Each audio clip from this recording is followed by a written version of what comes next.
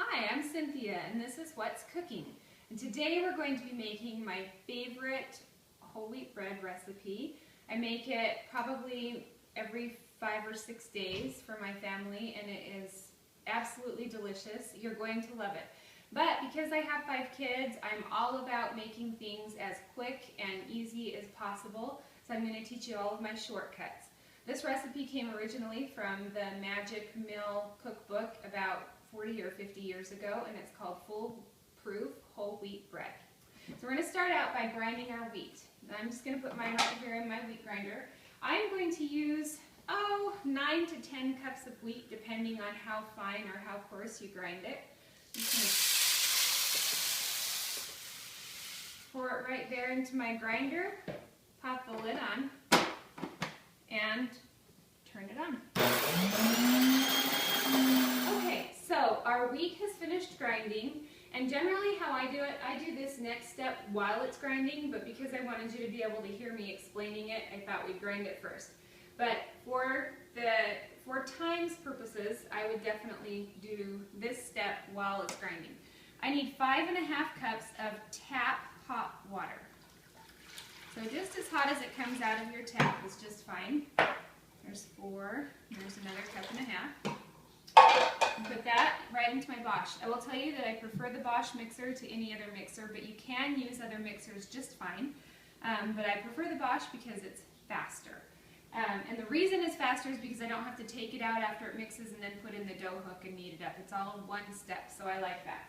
Okay, so I'm going to add to that 2/3 of a cup of canola oil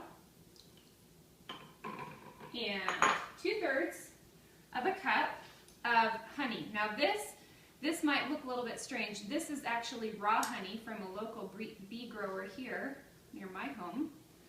And so it's pretty stiff because it's raw honey, but it can go right in. The water is hot and it will just melt it right up. It doesn't need to be melted in the microwave or anything first. It goes right into straight into the mixture there.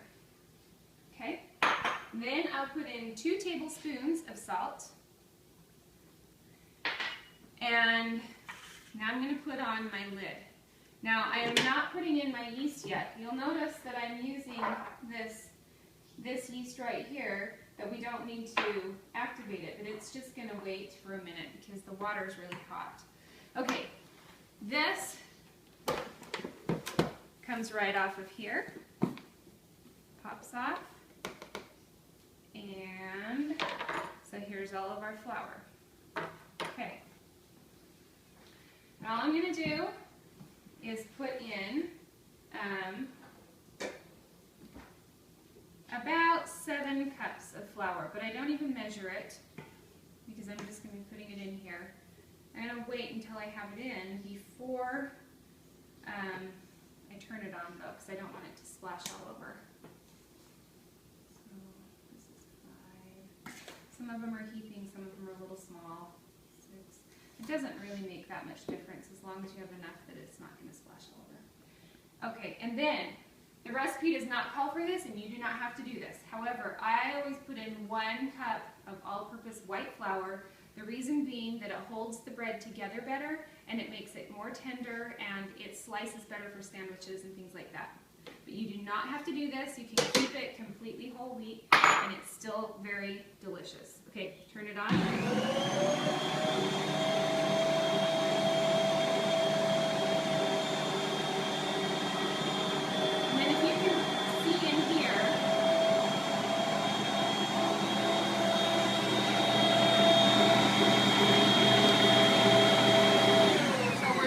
To get kind of this gloppy thing, and about this time I'm going to add 2 tablespoons of instant yeast. And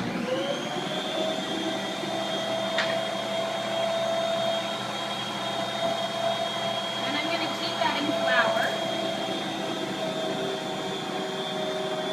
Okay, now notice how much flour I'm going to add. I'm going to add it until it just cleans the sides of the bowl.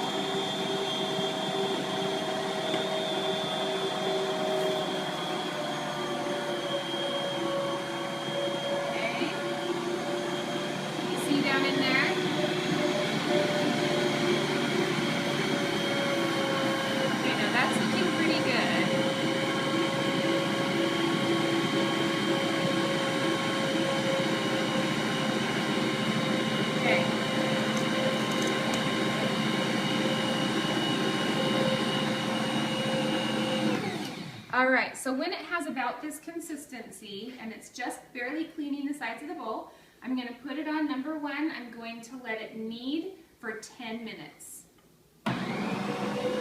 Okay, so we're back. It's been 10 minutes and the bread is done kneading. Come and take a look and see what it looks like in the bowl here. So the sides of the bowl are nice and clean. Okay, so what I'm going to do, always remove my rings because I don't like getting goop in them. Okay, this is a very soft dough unless you've put too much flour in it. But if you do it just until it cleans the sides of the bowl, it's just a soft dough, easy to work with. Adding my sink. Okay, so I'm just going to take this and I've sprayed this mat with cooking spray. I'm just going to go ahead and pull this dough. You can see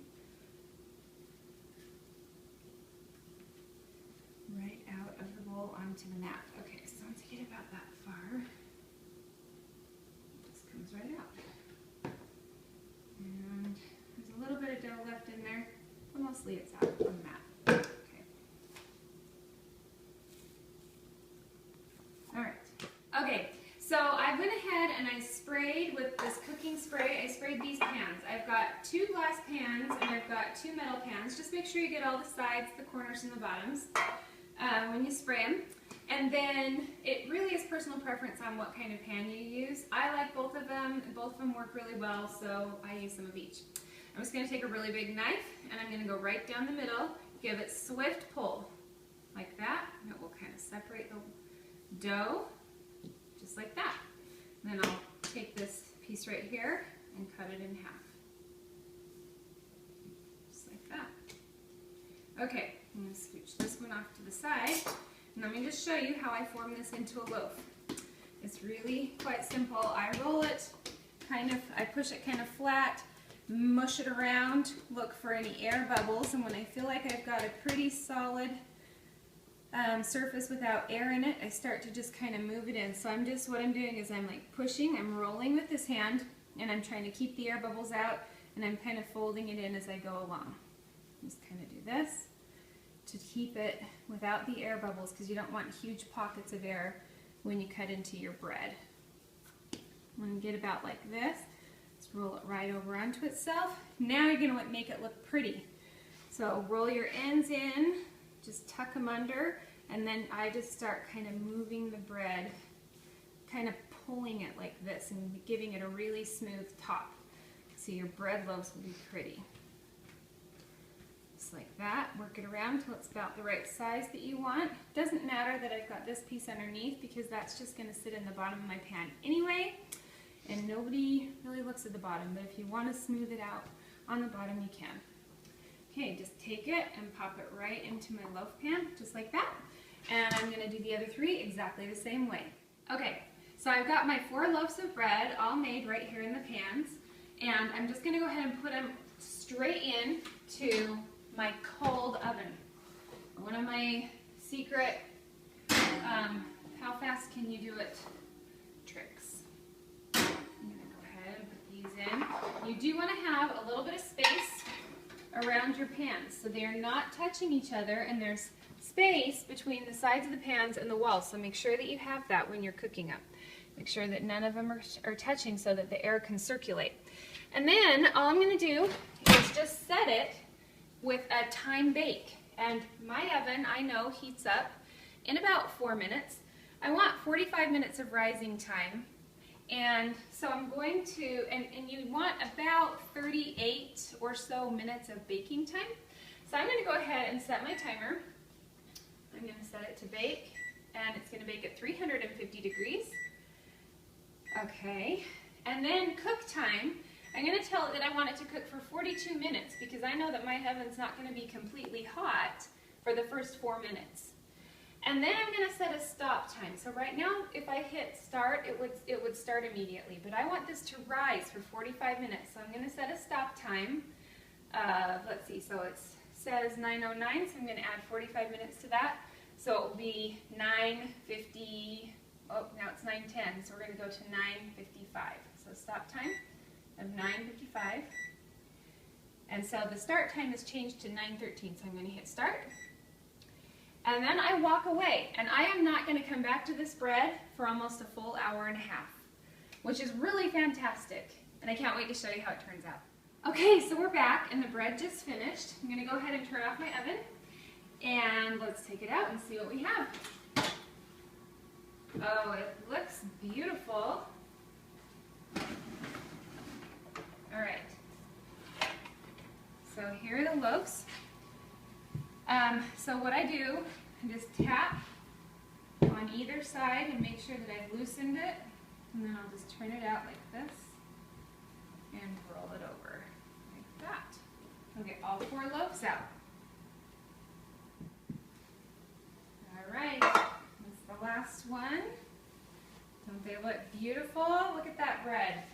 And I wish that you could smell it because it smells so good. Okay, this is just some softened butter that I have, and I just rub it over the top.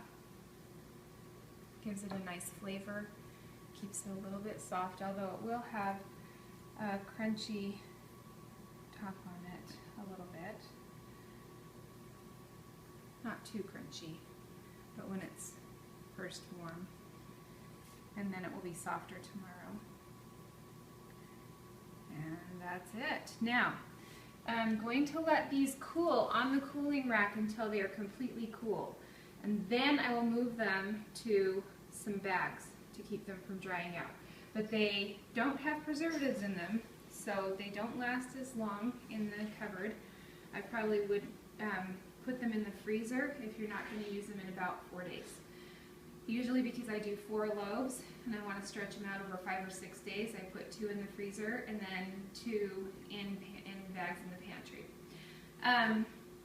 And you can slice it up. My other big secret that I always use is an electric knife. If you use an electric knife when you're cutting it, you get a nice smooth cut. It doesn't crumble the bread at all, and it's beautiful. You can even use it when it's hot, straight out of the oven, just like this.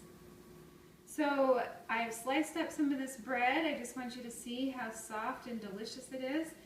And thank you so much for watching how to make homemade whole wheat bread.